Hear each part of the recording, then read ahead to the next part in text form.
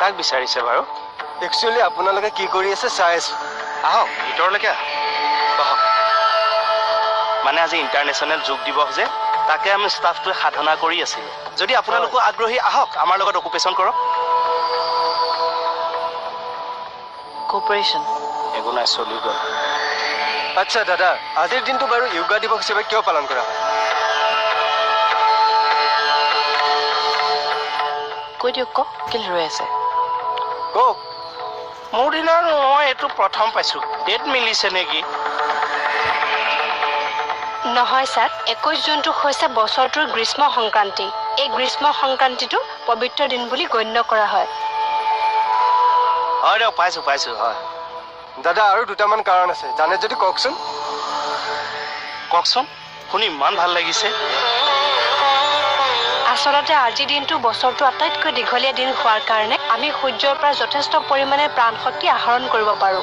আৰু সেইকাৰণে আমাৰ আয়ুস যাতে আজিৰ দিনটোৰ নিচিনা দীঘলীয়া, সেইকাৰণে এই দিনটো 21 জুন হিচাপে পালন কৰা হয়। গ্ৰীষ্ম সংক্ৰান্তিৰ 21 জুন তাৰিখটোৱে হ'ল দক্ষিণাৰায়ণৰ পৰিৱৰ্তনৰ কাল। দক্ষিণাৰায়ণ হ'ল এনে এক সময় যিখিনি সময়ত আধ্যাত্মিক অনুশীলনৰ নৈসন্দিক সুযোগ প্ৰাপ্তি। সংযুক্ত ৰাষ্ট্ৰৰ সাধাৰণ সভাত আজিৰ দিনটোক যোগ দিৱস হিচাপে পালন কৰিবলৈ আমাৰ দেশৰ প্ৰধানমন্ত্ৰী নৰেন্দ্ৰ মোদীদেৱে প্ৰস্তাৱ আগবঢ়াইছিল আৰু 175খন দেশে এই প্ৰস্তাৱত সন্মতি জনাইছিল। এনেই আপোনালোক কোন বাৰু কওকচোন? আমি একচুৱেলি দুইজন য়োগা ইনষ্ট্ৰাক্টৰ। SI ছাৰে আমাক ফোন কৰি আজিৰ এই বিশেষ দিনটোত য়োগা প্ৰশিক্ষণ দিবৰ কাৰণে পঠাইছে। হয় নেকি? এই গম পাইছ নে নাই? দে ৰেডি আহক, আপোনালোকে আৰম্ভ কৰক। এই চাই দিয়া।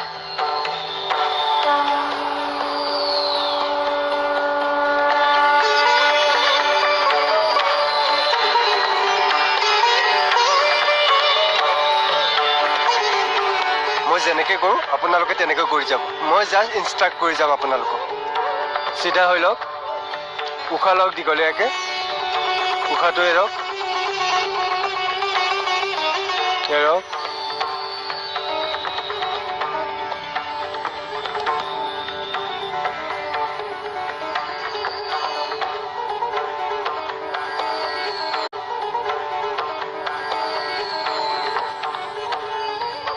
যোগ সাধনাই ব্ৰহ্মাণ্ডৰ ঐক্যতাক বুজি উঠাত সহায় কৰে।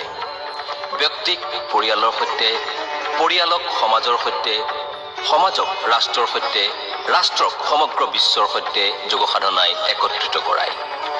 আন্তঃৰাষ্ট্ৰীয় যোগ দিৱসৰ পবিত্ৰ ক্ষণত আমি সকলোকে যাচিছোঁ আন্তৰিক অভিনন্দন।